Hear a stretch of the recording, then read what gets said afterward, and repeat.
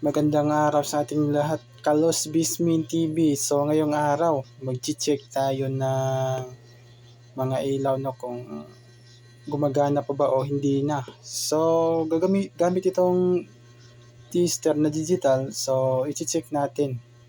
So ilagay natin siya sa resistant.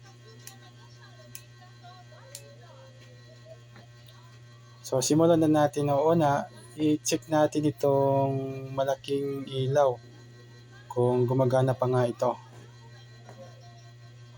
So, ang paggamit ng tester, kailangan natin itapat siya sa tamang linya no? Dito sa may silver.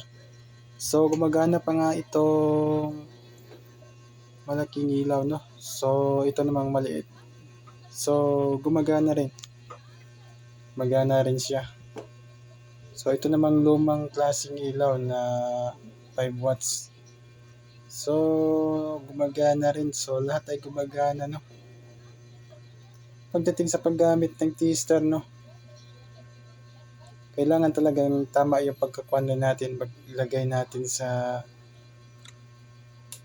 resistant, at saka kung sa kuryente naman doon may lagay mo sa kuan high voltage. Kung sa battery naman ilagay mo rin doon sa may low voltage.